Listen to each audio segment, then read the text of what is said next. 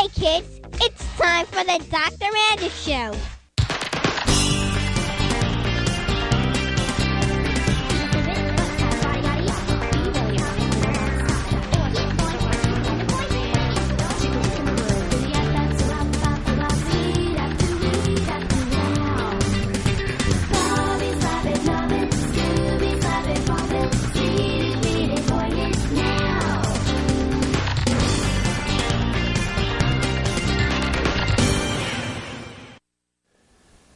Welcome to the Dr. Magic Show. I'm Dr. Magic, and this is one of my two co-stars. This is Paige.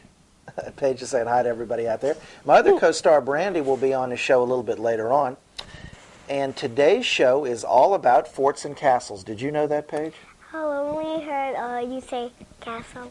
Well, it's also about forts. We're going to learn about both forts and castles on today's show. But right now, we're going to do what our favorite thing to do is on the Dr. Magic Show. You know what that is? Magic. That's right, you knew. Let me show everybody that this cylinder, this canister cylinder, it's empty. There's nothing in here. Okay, but we're going to change that by doing some magic. Right now we'll say the magic words, and they are Dr. Magic. That's right, and look what happens when we say the magic words. Look, from the empty can.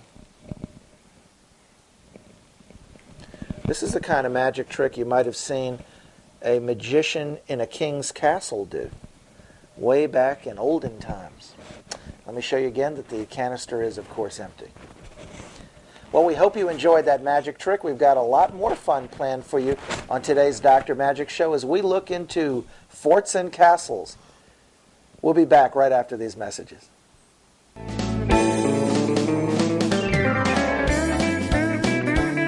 This is going to be a real test. And they're really into it. Jenny takes the lead to page 2. Uh-oh, Johnny's eyes are offsides. He's back on sides. Good call on Johnny's part. Oh, looks like forward passing going on.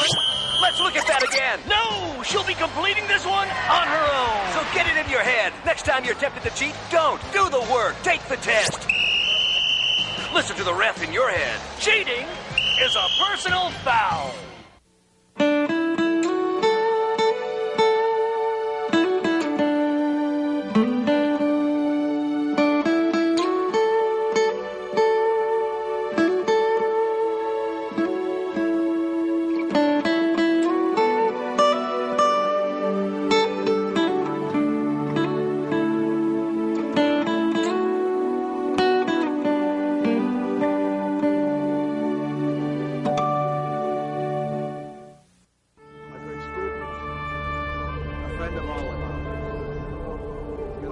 Sometimes it's important for kids to keep quiet.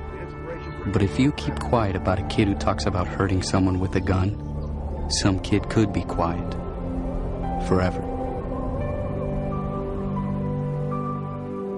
Don't wait till it's too late. Tell a grown-up right away. For a free book about what to do, write to McGruff, Chicago, Illinois, 60652.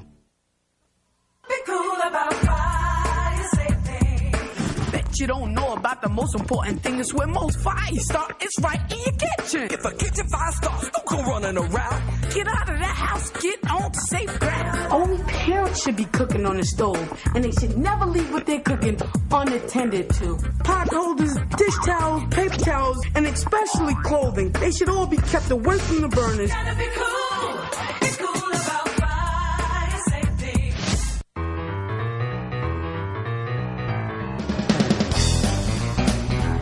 Welcome back to the Dr. Magic Show and our look at forts and castles on today's show.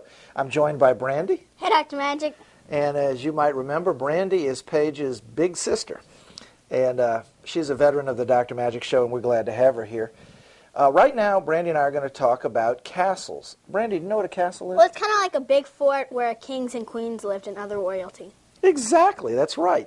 It's the home of kings and queens, but yeah, basically they're living in a fort called a castle. Do you know how big castles can get? Well, I've heard that they can get as big as, like, you can fit a whole city in them. Exactly. Just imagine a city with a wall around it. Some castles are that big. And knights are the soldiers that defend the castle. They work for the king and queen, and they're the soldiers that fight for the king and queen and defend the land and the castle around it. That's what a knight really is a soldier, and but he's a soldier that wears armor, totally covered in armor, and uses a shield and things like that for his protection. Now, right now we have something we'd like to show you that's kind of interesting. This is something the ladies might have worn in medieval times. In medieval times, we're from 476 to roughly 1450, the year 476 to the year 1450. This is called a flower crown or a May crown, and this is something that the ladies in medieval times wore. You've probably seen it in movies or TV shows where they have knights, and the ladies, they wear something like this. Well, we hope you've enjoyed our little discussion about knights and getting to see what a real May crown looks like. But right now, we're going to learn how to draw with our good friend, Mike Artell. Here's Mike. You know, when I was a little boy, one of the things I really liked to draw was castles. And I'm going to show you a quick way to draw your own castles. Here we go. We're going to start with a shape that just goes like this and down. It's to the right, up, to the right, down, to the right, up, to the right, down. See how that works? We're just going to keep doing that until we come straight down on both sides. Now, we're going to take this line and come a little down a little more, and watch. Come in like this on both sides. So we made these lines like this, and then we came down, and now we come in, and then we go straight down like that. And we'll stop right there. And now we're going to make a line right over the top of one of these. It can be this one or even this one. But we don't want to come way out here. We want to come behind this a little bit, and we're going to do this again. Down. And make some more of these shapes right here. And then come all the way down. Okay? It can be a little higher. It doesn't have to match this bottom exactly. And let's, over here, put kind of a short one. Come down like that. And in the background, we'll make a triangle like this. And then we'll come down a little bit on both sides. And then we'll come in, just like we did here. And come down. And there's a little tower. And now we're going to put these kinds of windows. And don't put them next to each other. Kind of put them in different places around the castle. Like that. And let's make a big one right here. That's the entrance to the castle. Like that. And now we'll take our color and put a little tone in there. Make it look a little more like old stone. And making a shadow here. I want a color on the inside. And I forgot to put a window here. And maybe even a little flag like that, a banner there. And I think maybe what we'll do is add some stones. And the way we do that is to make some rectangles and put two of them together like that. And just put them in different places. There's one by itself. Here's two more together. There's a moat. And there is your castle. The only trick is getting that top part that makes little capulets like that to the right and down and to the right and up. Practice it, and you'll be making great castles too. Here's today's magical mystery picture. What are we looking at? What are you seeing here? You've got 5 seconds. I'm going to tell you what it is. I'm not going to give you any hints. These are knights. That's what we're talking about on today's show, so I guess you're not surprised that the mystery picture would be knights. They're carrying shields. You can see that. They're also carrying spears, and they have swords. You can't see the swords, but they do have them. And these knights are on horseback. They're also wearing helmets. That's why you can't see their faces, because armor was first invented back in medieval times, and knights used armor to protect themselves in battle. Now, what were knights? Well, knights were actually hired soldiers. They worked for kings and other royalty, and they were basically hired to protect the kingdom. That's what knights did, and this is what they looked like. I'll bet you got today's magical mystery picture, right? Wow, that sure was an interesting magical mystery picture, huh, Brandy? It was. Well, what do we have next for the boys and girls at home? We have Wonderful Magic by magician Dwayne Laughlin. Sometimes an illusion can be used to help us think about our lives and important truths. Here's an example. 3 links of rope. We'll use them to ask the question, who is somebody special? Are you? Some people don't feel very special. They feel like they're average. That's why this is the in-between length of rope. Notice it's just right in the middle of the other 2. Some people say I'm average, I'm nothing special, I can't run the fastest, but I'm not the slowest, I don't get the best grades, I don't get the worst grades, you know, I'm just average. But then there are some people that sort of think they're superior. Know what I'm talking about? They say, look, I'm the fastest runner, I get all the best grades, I'm something special. But then there are those, like these, who say, I don't know if I'm good at anything. I think I always lose in a race, and I have a real tough time in school. I'm not so sure I'm special. Some young people don't think they're special, and they're wrong. They should think they're special. Here's what they should understand. Watch what happens with the ropes. They should understand that everybody's somebody special. We don't all do the same things. Like, look at this little guy. He's almost hard to see here right now. We all haven't had the same chance to learn that other people maybe have. We all haven't had the same time to practice things. We can't all be the fastest runners. We can't all get the best grades. But, watch carefully. Here we go. Are you ready? But we're still all somebody special. When it comes to being important, we really are all the same. Did you know that? Maybe you can't do what everybody else does, but that doesn't matter. What matters is figuring out whatever it is you can do and doing your best at it. Wouldn't it be nice if instead of people picking on people and teasing and making fun because they're different, wouldn't it be nice if we all learned to work together? I started with 3 loops of rope, or 3 lengths of rope, and they were all different sizes, weren't they? But now, they're all the same size tied together. And I'm saying, let's remember, here's how it goes. Everybody's something special. And what's important is this, and that is not to pick on people, not to make fun of them because they're different than we are, but to say, I'm important, and they're important too. I'm special, they're special. It'd be so nice if we learned to work together and appreciate one another so it almost seemed like our differences didn't exist. That would be wonderful. That would be more than magic. That would be miraculous.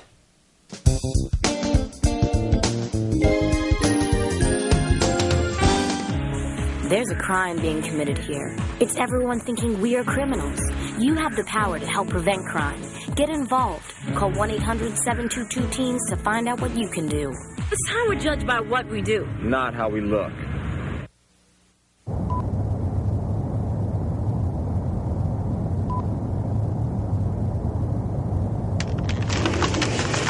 If you're not recycling, you're throwing it all away.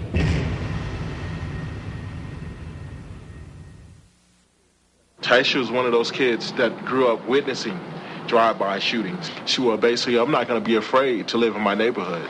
You know, I'm proud of where I live at, and, you know, I'm going to make a difference. She got the other teenagers involved. She started volunteering over 120 hours of volunteer time a month. She was basically fearless. It's time to get involved. This is General Colin Powell of America's Promise. Call us and point a kid in the right direction. His father left home today. I'll be there. Forever. Wait and see. He'll be twice as likely to drop out of high school. 30% more likely to attempt suicide. 'Cause I love you. Even if you don't live with your kids, your emotional and financial support gives them a better chance. I'll be the best friend you ever had.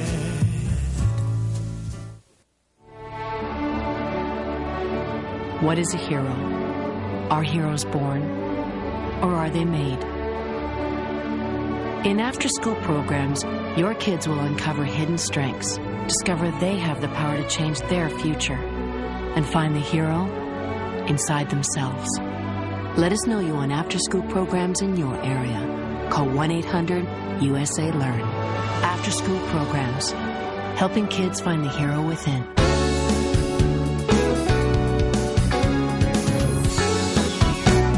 Welcome back to the Dr. Magic Show and our look at forts and castles on today's show. Right now, Brandy is going to explain to us what this is. Well, Dr. Magic, this is some kind of horn that my science teacher, Miss Fondo, let me borrow. She's into medieval things, so I was lucky she had this for the show. But Now, what's this medieval horn used for?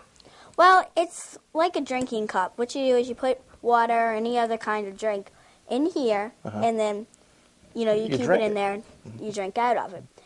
It also can be used though as a horn. What you do is you cut off this end, you put another piece of metal like this on it, and then you speak through it, and it's a horn. Oh, okay. So it's both a drinking Right, cup and this is probably from an animal like an ox or a bull, Uh-huh. and it has a strap on it so that you can put it on your shoulder and carry it long distances. That's tremendous. This really looks good. Well, I'm glad that you brought it in. I want to thank Miss Fontenot for letting us use it on today's show. This looks great. We hope you enjoyed learning a little more of what a medieval drinking cup looks like.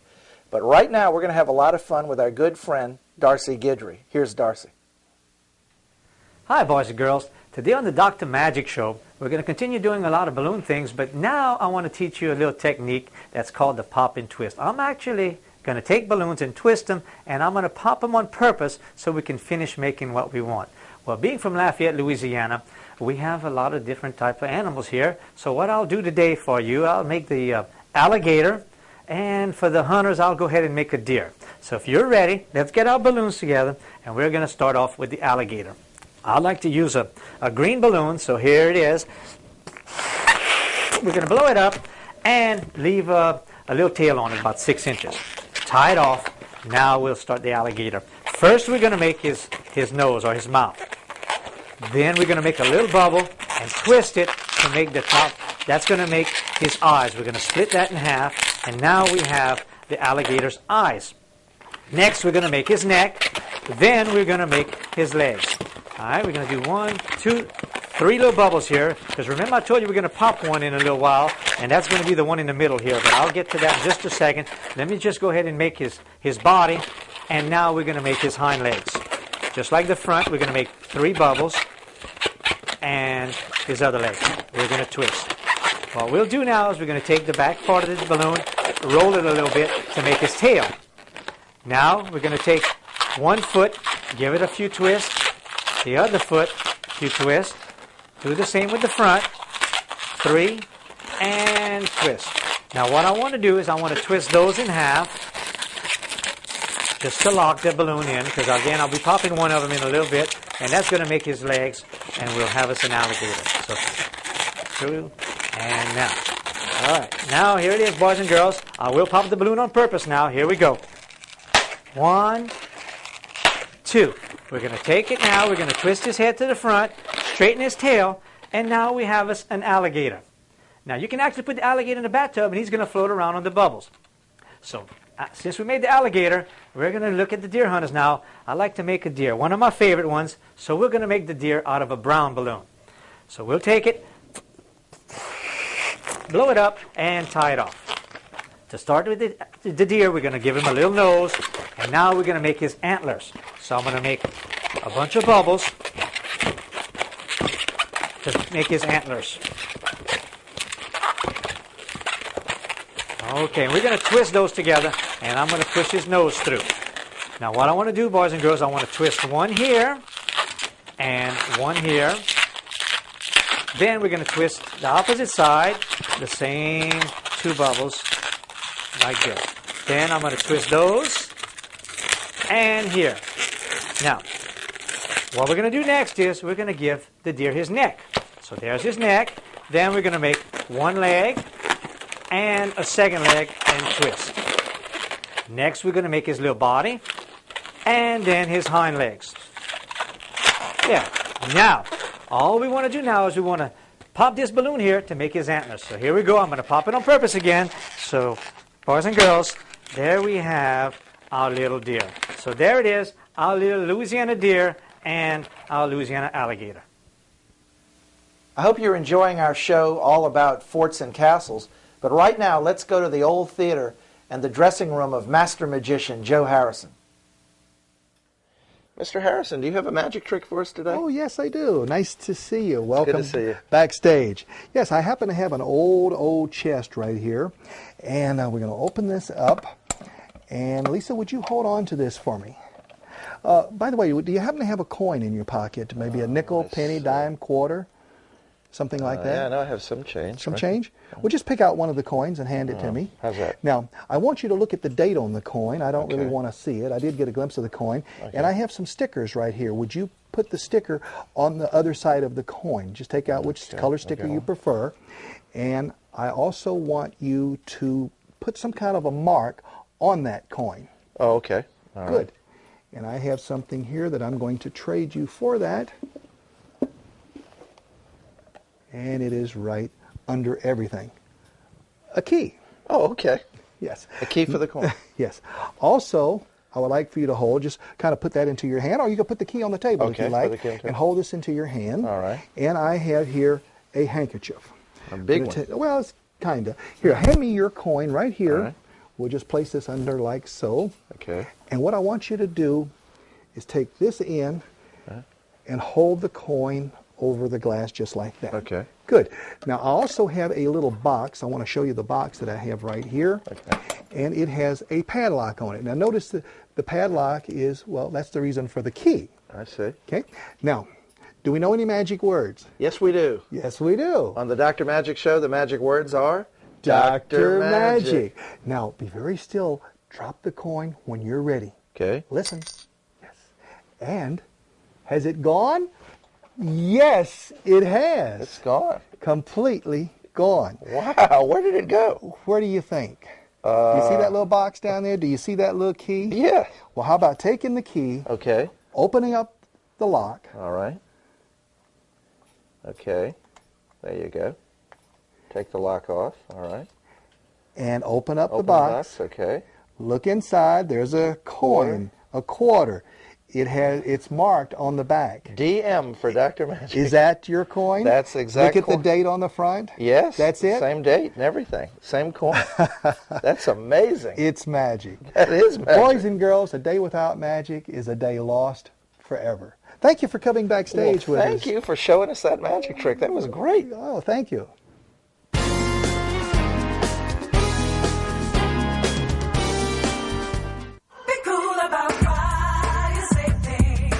Bet you don't know about the most important thing. It's where most fires start. It's right in your kitchen. Don't cook on stove tops. Let your parents do that. You can set that pan on fire full of grease and fat. Hey, If a kitchen fire starts, don't go running around. get out of that house. Get on safe ground. Let's go over some important safety tips so you and your parents know how to be cool about fire safety. Gotta be cool. First, only parents should be cooking on the stove, and they should never leave what they're cooking unattended to.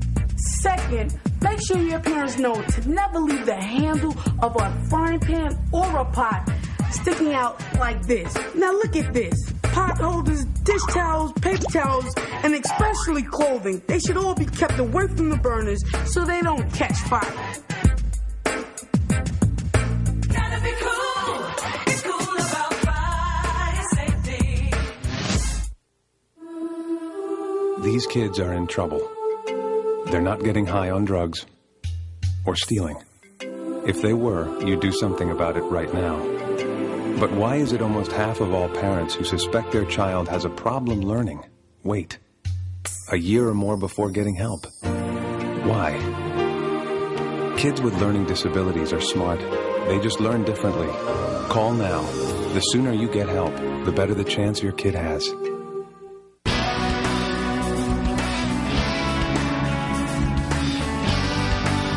Welcome back to the Dr. Magic Show and our look at forts and castles. Paige and I were just talking about forts, which is a word that's short for fortress. And a fortress, and I bet you knew this, Paige, is a walled-in area. Usually it's cement or brick or even stone.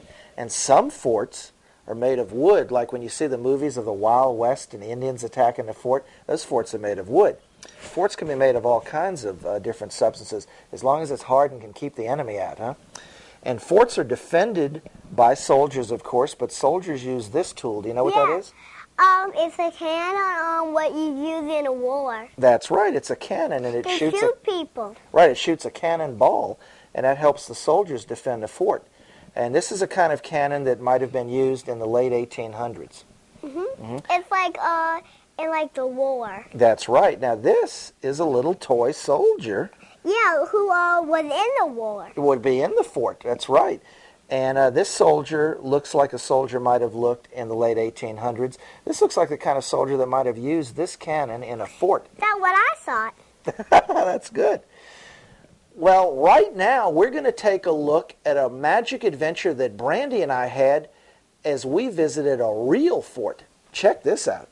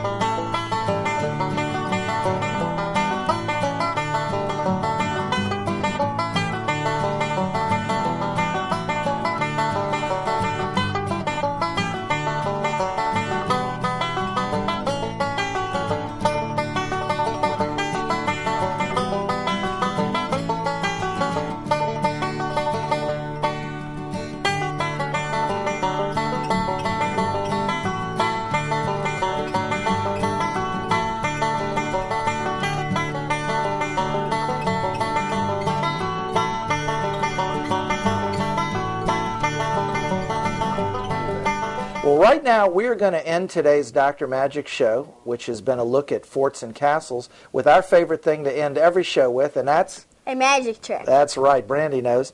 Brandy, I have a little aluminum container right here, and there's nothing in it. We're going to start out with an empty aluminum container. I'll place it right here, and I'm just going to reach into the air, and look at that. Cool. Make some money appear.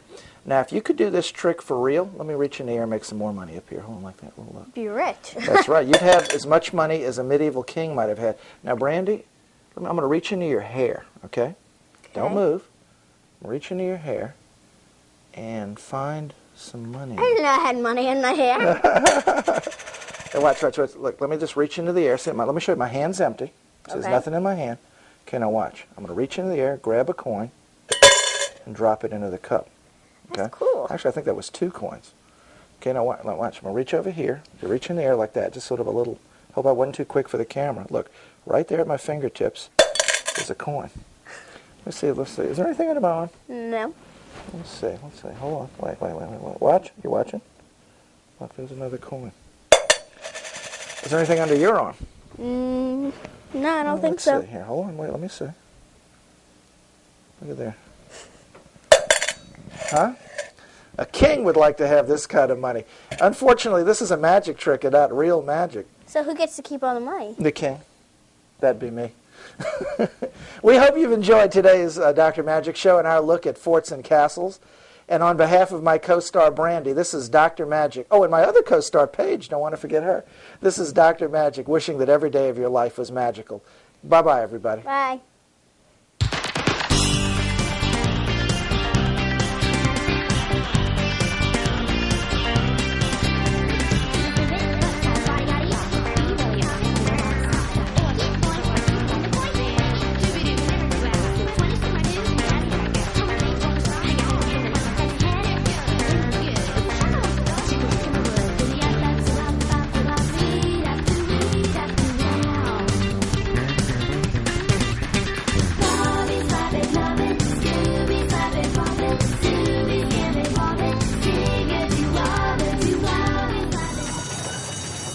What's wrong, Mrs. Jenkins?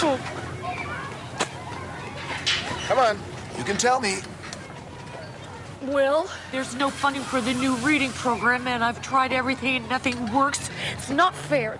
Nobody ever gives me funding. When adults run out of ideas, they can feel as frustrated as kids. ConnectForKids.org has thousands of resources for helping kids in your community. Mrs. Jenkins, holding your breath is not going to get you any more funding. ConnectForKids.org, guidance for grown-ups.